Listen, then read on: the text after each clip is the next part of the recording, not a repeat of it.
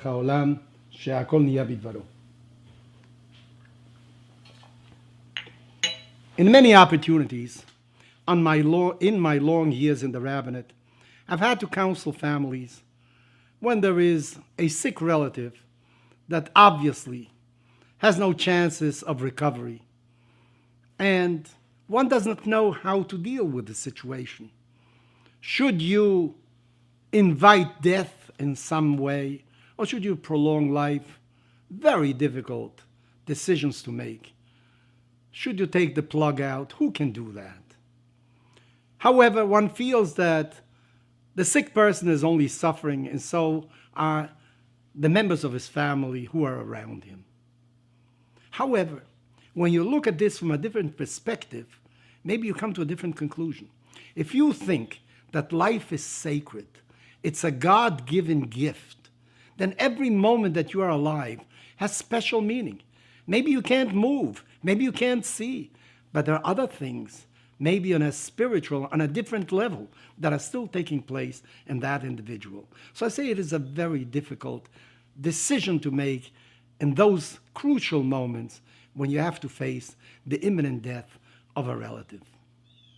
Maybe this goes back to a different kind of situation. According to my teacher, Rav Soloveitchik, the difference of opinion between the Greeks and the Jews at the time of the Maccabees was not a question that the Maccabees wanted independence. They were patriots. Maybe at that time, those concepts didn't even exist. He says, maybe they didn't even exist. It was a difference of opinion as to the human being. The Greeks accentuated the beauty of the body of the human being, the beauty of objects in general. And they were right. Look, art in this world, it is so appreciated by everybody. Judaism said something else. Judaism didn't accentuate the beauty of the body, said something else, the holiness of the body. The body is sacred because God created it. If you have beauty, you want to expose it. So the Greeks had these circuses, arenas, where gladiators fought, where nakedness was present in order to show the beauty of the human body in their sculptures. On the other hand, in the Jewish tradition, if something is sacred, you basically cover it because it is the unknown. You don't show it off that much. Have you been to a wedding? Have you seen that the bride has a veil that covers her face? Why? Well, according to some, and this is what our tradition says, the first bride that appears in the Bible, her name was Rivka. She's about to get married, and when she sees her future husband for the first time, the Torah says she covers her face with a veil. That is why all brides cover their faces with a veil to remember, to remind us of what the first bride mentioned in the Torah did when she saw her future husband. But the Talmud says something else. You know why a bride covers her face?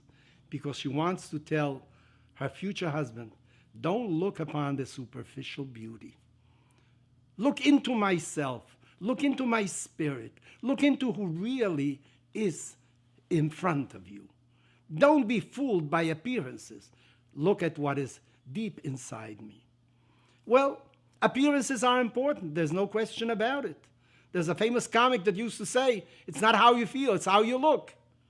But deep down we know that the important thing is character, personality, responsibility.